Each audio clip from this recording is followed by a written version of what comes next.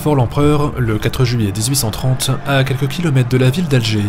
Alors que les Français ont débarqué sur les côtes de l'actuelle Algérie, le corps expéditionnaire s'apprête à prendre d'assaut la Cité Blanche. Sur la mer, l'escadre de Toulon bombarde le port, tandis que sur la terre, l'armée d'Afrique assiège un vieux fort ottoman. Perdu pour perdu, la garnison a mis le feu aux réserves de poudre avant d'évacuer la place forte en catastrophe.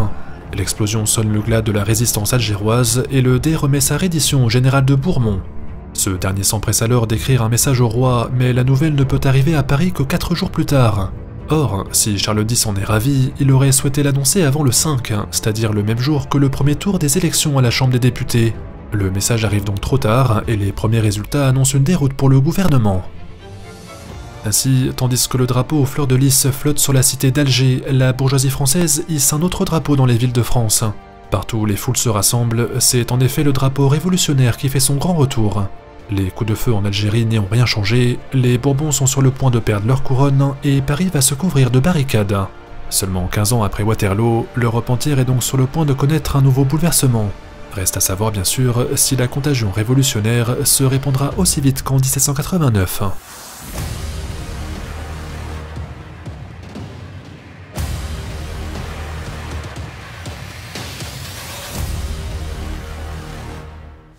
Pour cette vidéo sur la fin de la Restauration, qui de mieux pour sponsoriser l'épisode que notre fidèle partenaire, les éditions Phoenix.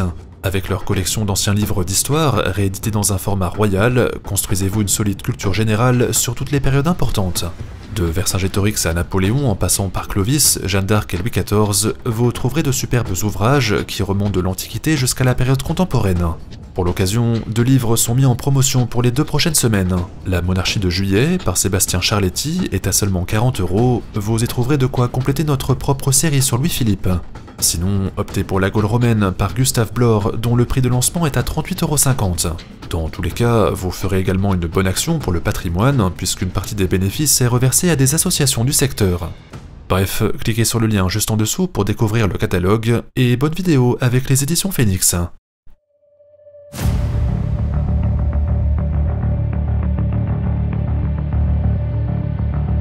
Début juillet 1830, après le premier tour des élections à la Chambre des députés, la France entière retient son souffle. L'opposition demande la démission de Polignac, ainsi que le renvoi des ministres ultra-conservateurs comme Labourdonnais. Pourtant, si le roi reconnaît sa défaite, il est encore confiant pour le second tour. Il vante dans les journaux les mérites de ses armées qui viennent de réaliser une campagne éclair en Afrique du Nord. Il n'y aurait que 380 morts côté français, soit 1% de l'effectif de départ, et le butin s'élève à 47 millions de francs. C'est 4 millions de plus que le coût initial de l'opération, ce qui en fait l'une des guerres les plus rentables de l'histoire de France.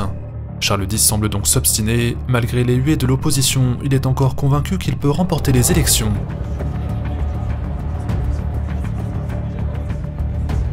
Malheureusement pour lui, le résultat du deuxième vote est tout aussi décevant que le premier. La majorité ultra passe de 60 à 51% des sièges et les conservateurs ne se maintiennent que grâce au double vote des citoyens les plus riches. Forte de sa victoire, l'opposition demande alors au gouvernement la liberté de la presse, la liberté d'association et la liberté d'opinion. De plus, comme nous l'avons vu dans l'épisode 2, les bourgeois ne rêvent pas seulement de liberté politique, mais rêvent également de s'enrichir. Ils rendent alors le gouvernement responsable de la faiblesse de l'industrie française qui accuse toujours du retard sur le voisin britannique. Que ce soit la bourgeoisie d'affaires, comme Jacques Lafitte, ou bien la petite bourgeoisie faite d'artisans aux revenus modestes, tous ont en commun de vouloir chasser Charles X. Sauf que de l'autre côté, le roi ne recule pas. Après sa défaite au second tour, il continue à s'obstiner et tente de passer par la force. Au nom de l'article 14 de la Charte du Royaume, il rappelle que le roi fait les règlements nécessaires à la sûreté de l'État. Or, pour protéger cette dite sûreté de l'État, il estime désormais qu'il faut empêcher les députés de se réunir. Le 25 juillet, Charles X écrit donc 4 ordonnances depuis son palais de Saint-Cloud qui modifient en profondeur la vie politique. Elles interdisent d'abord la liberté de la presse, elles dissoudent ensuite la Chambre des députés, elles réduisent enfin le collège électoral qui passe de 100 000 à 19 000 électeurs. Le Bourbon confisque ainsi le débat parlementaire et verrouille complètement les institutions. Déjà que le droit de vote ne concernait que 0,3% de la population, voilà maintenant que les élections sont réservées aux plus riches d'entre tous les riches.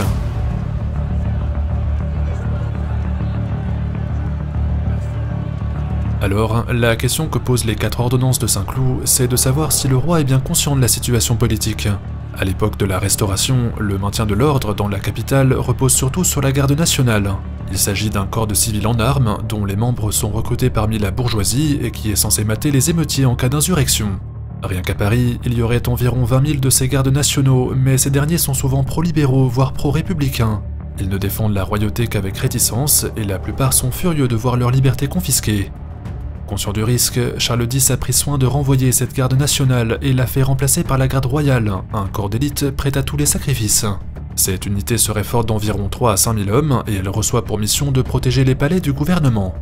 Maintenant, si les gardes nationaux ont été renvoyés, ils ont quand même conservé leurs armes et représentent toujours un danger mortel pour le roi. La garde royale n'a pas les effectifs suffisants pour les maîtriser, si bien qu'elle reçoit le soutien de 1000 gendarmes et de 20 000 soldats. Charles X peut ainsi compter sur 20 à 24 000 baïonnettes, ce qui semble suffisant en théorie pour intimider les Parisiens.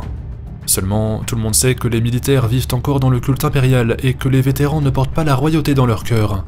La situation du roi est donc extrêmement fragile, les soldats ne sont pas prêts à mourir pour lui et pourraient le trahir au cri de vive l'empereur. Charles X se retourne alors vers ses ministres en disant « Entre nous, c'est à la vie ou à la mort. Si les vétérans passent du côté des émeutiers, c'est sa couronne qui s'effondrera. »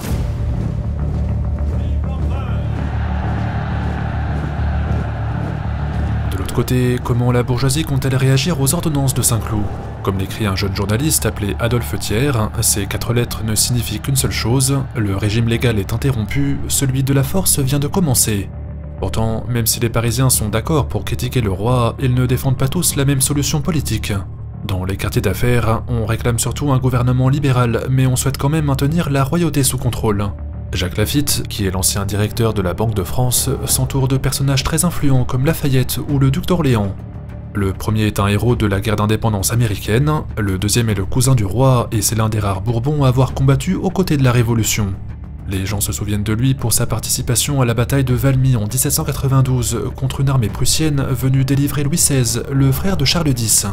Laffitte le sait pertinemment, ce prince de sang royal représente le changement dans la continuité, c'est-à-dire qu'il pourrait fonder un nouveau régime tout en sauvegardant les intérêts de la bourgeoisie financière. Si la Restauration venait à s'effondrer, Louis-Philippe d'Orléans est déjà pressenti pour le trône. Par contre, aux alentours des locaux de la Banque de France, la petite bourgeoisie est plus hétéroclite dans ses intentions. Certains crient vive la charte, souhaitant garder la monarchie limitée, quand d'autres hurlent vive l'empereur, voire vive la République. Si tout le monde brandit le drapeau bleu, blanc et rouge, personne n'est d'accord sur sa signification politique. Vive la République!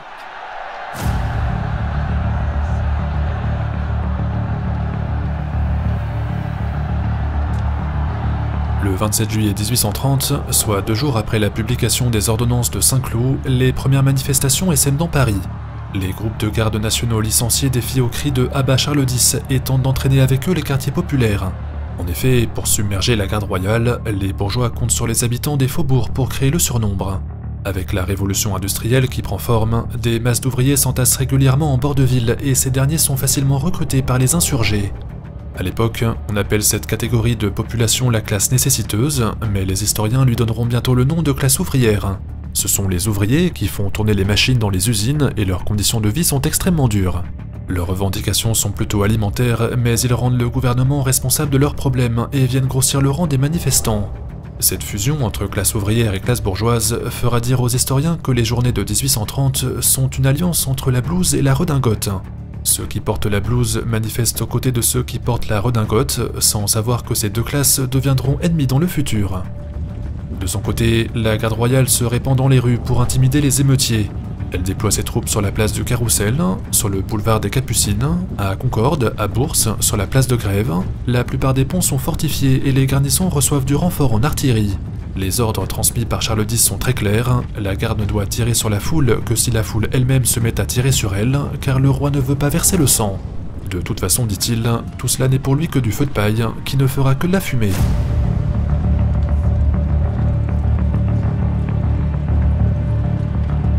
Même si le souverain se montre très confiant, les historiens appellent cette journée du 27 juillet la journée des pierres. Pourquoi? Parce que partout où la garde royale s'est déployée, elle reçoit de la part des habitants des jets de pavés, de tuiles et de gros cailloux. Les manifestants sont sur les toits, ils sont à leurs fenêtres, ils sont devant les soldats et protestent de façon très violente. Comme la troupe a reçu l'ordre de ne pas tirer, les canons et les fusils ne crachent aucun feu. Pendant toute la matinée et jusqu'en début d'après-midi, celle-ci repousse ainsi les émeutiers à coups de poing, à coups de pied ou à coups de crosse. Malheureusement, le cours des événements finit par échapper complètement aux forces royales. Vers 15 h, alors que les manifestants se regroupent place de la Bourse, un coup de feu retentit soudainement. Sans qu'on sache qui l'ait tiré en premier, la garde aurait répliqué immédiatement, tuant un jeune civil sur le coup. La tension monte alors d'un cran car les protestataires mettent le feu au bâtiment et prennent d'assaut les casernements. La troupe n'osant pas faire feu, elle recule sous les cris victorieux des insurgés et les renforts ainsi que les pompiers sont repoussés à leur tour. C'est presque ironique, la place de la Bourse, au lieu symbolique des intérêts de la bourgeoisie d'affaires, devient le premier bâtiment perdu par un gouvernement d'aristocrates, comme un signe que derrière les affrontements contre la garde royale se trouvaient de puissants financiers prêts à saisir chaque opportunité. Les émeutes ont beau être une affaire de bourgeois modestes et de roturiers, il n'empêche que leur issue sera décidée autre part que dans la rue. Pendant ce temps, si la famille royale est convaincue qu'il ne s'agit que d'un feu de paille, les soldats qui la défendent ont perdu beaucoup d'hommes au cours de la journée.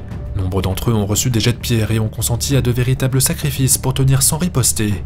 Autour de la troupe, la capitale est plongée dans le noir car les réverbères ont été cassés durant les émeutes. Les révolutionnaires en profitent pour aller piller les armureries et s'emparent de fusils, de pistolets et de balles de tout calibre. Même le célèbre magasin Lepage est vidé de fond en comble à quelques pas seulement de l'endroit où le fils de Charles X a été assassiné 9 ans plus tôt. Bien sûr, on pourrait croire qu'il ne s'agit là que de groupes isolés, voire de simples pillards. Sauf qu'au grand malheur des forces royales, le mouvement est plus général et touche même les quartiers d'affaires. Devant chez lui, Jacques Lafitte distribue des armes à des centaines d'ouvriers puis leur demande de se répandre dans les rues. Lorsque la nuit touche à sa fin, Paris n'est plus la capitale d'un royaume, mais plutôt le noyau d'une nouvelle révolution. Charles X, qui revient tout juste d'une partie de chasse, ne se rend pas compte que son gouvernement va s'effondrer comme un château de cartes.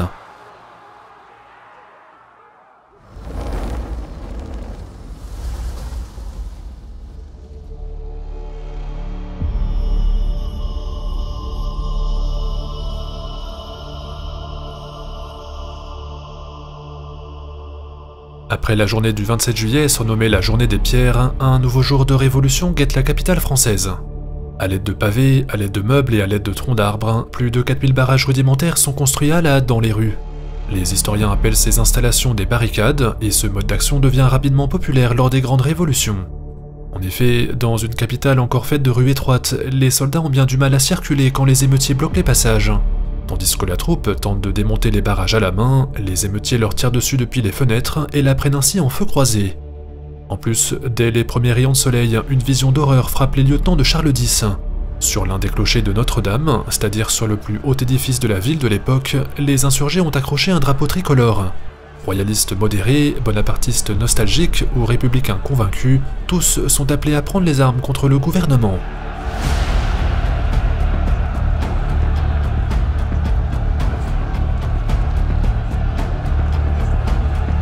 Dès les premières lueurs du jour, des centaines d'émeutiers armés jusqu'aux dents se dirigent vers la place de Grève. Cette place est l'une des plus importantes de Paris, c'est là où se trouve l'hôtel de ville et c'est l'ancien quartier général de la Révolution française. Les gardes qui défendent le bâtiment sont assaillis, les révolutionnaires leur tirent dessus depuis les quais ou bien depuis les rues qui débouchent sur le parvis. Selon les sources policières de l'époque, les révolutionnaires sont applaudis par certains habitants qui ouvrent leurs fenêtres pour encourager la révolte. C'est une grande partie des Parisiens qui font unité derrière la bourgeoisie, et ce, quel que soit leur niveau de richesse ou leur rang social. Dans la confusion, la légende dit qu'un jeune homme se serait élancé sur le pont en brandissant un drapeau tricolore. Il aurait été fauché par une balle à mi-parcours, puis se serait effondré sur le sol. Lorsque ses camarades seraient venus à lui, cet apprenti serrurier, connu sous le nom d'Arcole, en hommage à la célèbre bataille de Napoléon, aurait crié ces quelques mots. « Camarades », aurait-il hurlé d'une voix tremblante, « souvenez-vous de mon nom ». L'insurgé aurait demandé à ses amis de faire ce que Bonaparte avait fait en Italie, c'est-à-dire braver la mitraille et traverser le pont. Les Parisiens de 1830 devraient faire comme les Français de 1796 afin de venir à bout de leur tyran. C'est le message en substance qu'aurait porté ce jeune ouvrier, conduisant les insurgés à submerger la garde royale. À quelques centaines de mètres des clochers de Notre-Dame, voilà que de nouveaux drapeaux tricolores flottent fièrement sur l'hôtel de ville. Il est alors midi et Charles X comprend enfin la gravité de la situation. Il ordonne à tous ses régiments de marcher immédiatement sur Paris et décrète l'état de siège.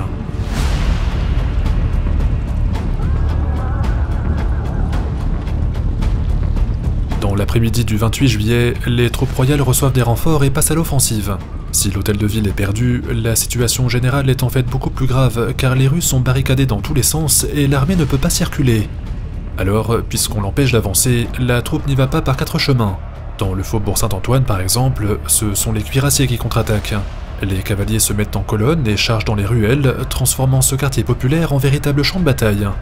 Les barricades sont néanmoins des barrages efficaces, les chevaux trébuchent sur les caissons de bois et les soldats pénètrent difficilement dans les taudis.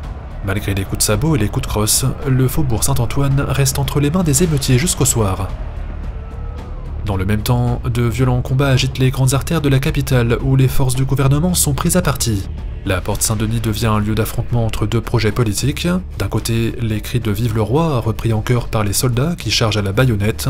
De l'autre, les cris de Vive la Révolution, repris à tue-tête par les émeutiers. Et au milieu des volées de balles et des charges de cavalerie, des Parisiens intrépides hissent un nouveau drapeau tricolore sur le sommet de la porte. Ils font flotter un symbole républicain sur ce vieux bâtiment construit à la gloire de Louis XIV comme un défi porté à l'autorité de ses descendants. Sauf que cette fois-ci, c'est la force armée qui prend le meilleur sur l'esprit révolutionnaire. Les cuirassiers chargent les barricades et les insurgés s'enfuient dans les ruelles. La porte Saint-Denis repasse aux mains du gouvernement après plusieurs heures de combat et des dizaines de blessés sont à déplorer. Quant au reste de la ville, Paris est en train de sombrer dans un tourbillon de violence de plus en plus incontrôlable. Dans les ruelles, les Parisiens semblent avoir l'avantage. Sur les grandes avenues, les soldats du roi ont plus de latitude pour manœuvrer. La journée des barricades, comme on l'appelle, est un véritable bain de sang et aucun des deux camps ne semble avoir l'avantage. Charles X espère donc toujours l'emporter quand il apprend que les vétérans de la Grande Armée descendent à leur tour dans les rues.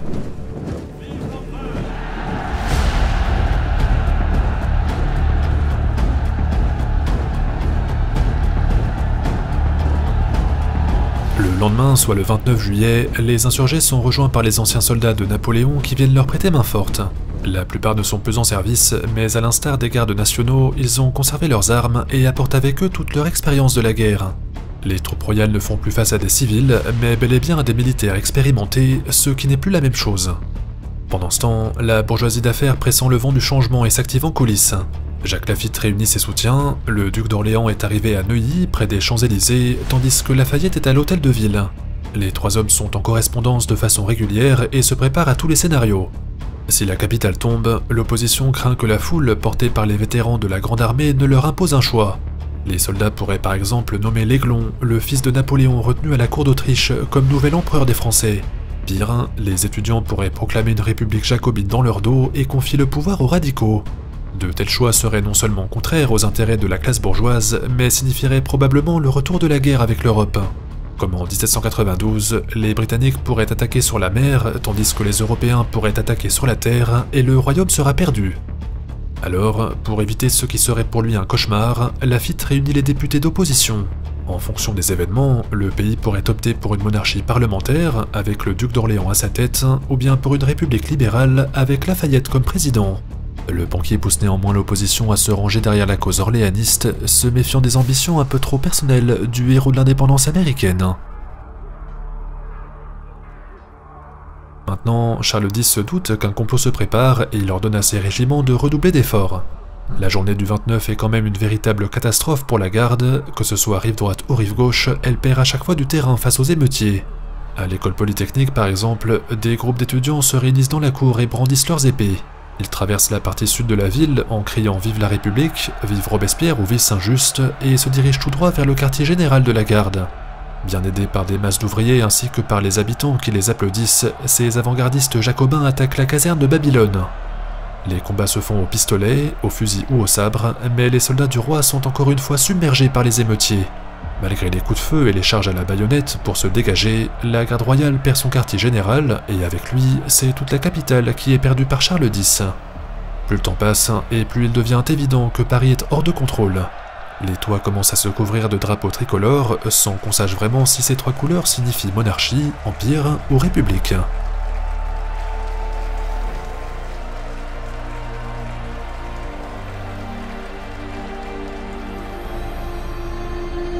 Dans l'après-midi du 29 juillet 1830, Paris s'est transformé en véritable champ de bataille. Les révolutionnaires sont unis derrière leur volonté de détrôner Charles X, même s'ils n'ont pas encore décidé de l'issue politique de l'insurrection. De leur côté, les étudiants républicains continuent leur marche victorieuse et attaquent le Louvre. L'ancien palais des rois est pris d'assaut et les gardes suisses engagent un combat à mort pour défendre leur position. Tout autour, les vétérans de la Grande Armée appellent les soldats du roi à changer de camp. Ils rappellent que les Bourbons ont combattu l'empereur par le passé et que l'armée aurait le devoir, selon eux, de se révolter contre leur maître. À une époque où le souvenir napoléonien est régulièrement célébré dans les œuvres littéraires, les anciens d'Austerlitz ou de Marengo sont des figures charismatiques. Place Vendôme, les soldats jettent leurs armes pour rejoindre les émeutiers, créant de véritables brèches dans le dispositif de sécurité. Ensuite, vers 16h, de nouvelles colonnes d'insurgés attaquent le Louvre, où les gardes suisses se sacrifient jusqu'au dernier. Les combats rappellent ironiquement les affrontements de 1792, quand les Parisiens de l'époque avaient pris d'assaut les Tuileries, et comme pendant la Révolution, les soldats revêtus de tuniques rouges sont rapidement débordés. Une fois que les dernières cartouches ont été tirées, l'affrontement se poursuit à l'arme blanche et se termine dans un bain de sang. Enfin, c'est au milieu des cadavres que les insurgés entonnent un vieux chant révolutionnaire appelé la Marseillaise. Les paroles sont plutôt claires, aux armes citoyens, reprend la foule en chœur, qu'un sang impur abreuve nos sillons. La garde est accusée d'être un régiment de féroces soldats qui viendraient jusque dans les bras des Français pour égorger leurs femmes. Mais comme le dit si bien la chanson, le jour de gloire des insurgés serait finalement arrivé. Alors, devant ce nouvel échec, Charles X consent finalement à négocier. Pendant que ses régiments se retirent vers les Champs-Élysées, il signe une nouvelle loi annulant les 4 ordonnances de Saint-Cloud, celles qui avaient provoqué la révolte.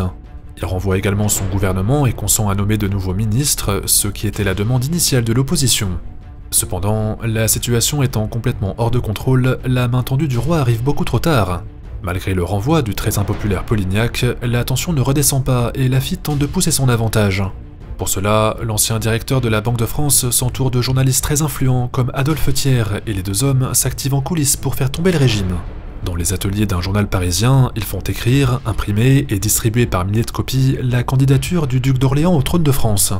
Le texte insiste sur le fait que Charles X ne contrôle plus Paris, qu'il aurait fait couler le sang du peuple, alors que son cousin, Louis-Philippe, serait un prince dévoué à la cause révolutionnaire. Pour Laffitte et Thiers, donner la couronne au prince d'Orléans permettrait à la fois d'en finir avec la Restauration, mais également d'éviter la guerre avec l'Europe. Reste à convaincre les vétérans de la Grande Armée, eux qui appellent le fils de Napoléon à revenir au pays. Reste également à persuader les étudiants républicains du bien fondé du maintien de la monarchie. Il reste bien sûr à s'assurer du soutien de Lafayette, qui lui se verrait peut-être déjà président de la République. Au soir du 29 juillet, absolument rien n'est encore décidé. Vers minuit, le cousin du roi Charles X, qu'on appelle Louis-Philippe, est entré dans Paris. Appelé par Laffitte et Thiers, le duc d'Orléans prend des risques considérables car il est en train de trahir sa propre famille. Si l'intrigue consistant à le placer sur le trône échoue, les Bourbons ne manqueront pas de l'exiler, voire de le condamner à mort. Quoi qu'il en soit, Louis-Philippe arrive au palais royal dans la nuit du 29 au 30 et attend le résultat des tractations politiques. Le lendemain, en effet, ses soutiens tentent de convaincre les parlementaires car il leur faut à minima l'aval de la Chambre des députés ainsi que celui de la Chambre des pairs. Or, après 3 jours de révolte ininterrompue, les soutiens de Charles X se font de plus en plus rares. L'élite politique se laisse convaincre de la nécessité d'un changement de pouvoir, pas forcément par adhésion envers le duc d'Orléans, mais plutôt par crainte des émeutiers. Si l'opposition était d'accord pour se révolter contre le roi, les députés se méfient désormais des insurgés, dont une partie appelle à la création d'une république ou d'un empire. Dans ce contexte, placer Louis-Philippe sur le trône serait une façon de contenter la rue tout en préservant les intérêts de la classe dirigeante.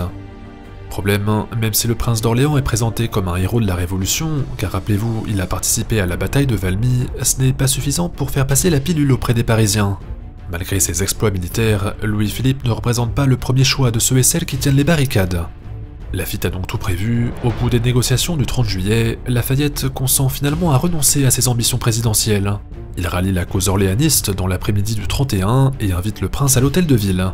Le héros de l'indépendance américaine s'apprête ainsi à rendre un fier service à la grande bourgeoisie française. En effet, le ralliement de Lafayette est extrêmement important pour les orléanistes. C'est une figure charismatique connue par tous les Français et c'est le seul qui peut réellement séduire la foule. S'il prend parti pour telle ou telle cause, il y a de fortes chances pour que le peuple se range à ses côtés. Alors, tandis que le duc est arrivé en place de grève, les deux hommes se rencontrent sur le parvis et se mettent en scène devant les insurgés. Le tour de force est parfaitement exécuté, Louis-Philippe et Lafayette apparaissent enlacés dans un drapeau tricolore et s'embrassent sous les applaudissements. Ils prennent soin de s'afficher avec les emblèmes de la Révolution, mais écartent également les symboles un peu trop radicaux comme la Marseillaise. La question qui se pose, c'est comment va réagir le roi. Informé de ce véritable coup d'État, il tente de sauver sa couronne en sacrifiant sa propre personne. Il annonce abdiquer en faveur de son neveu, le comte de Chambord, ouvrant la voie à une régence sous le contrôle de l'opposition. Seulement, Paris étant en main de l'insurrection et la foule étant conquise par le ralliement de Lafayette au duc d'Orléans, la volte-face de Charles X ne convainc personne. Comme l'a si bien dit Chateaubriand, c'est le baiser républicain de Lafayette qui fit un roi. Pour convaincre les Français de changer de dynastie sans changer fondamentalement de régime, il fallait le soutien de l'un des champions de la cause révolutionnaire. Les journées de 1830 ont peut-être commencé par une révolution populaire, mais se terminent en révolution de palais.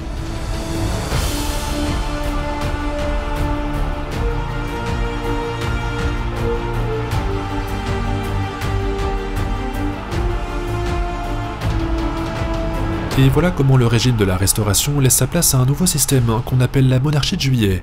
Son nom provient des 3 journées révolutionnaires du 27, 28 et 29 de ce même mois, que les historiens appellent également les 3 Glorieuses. Le duc d'Orléans devient Louis-Philippe Ier et opère ainsi un changement de dynastie à la tête du royaume.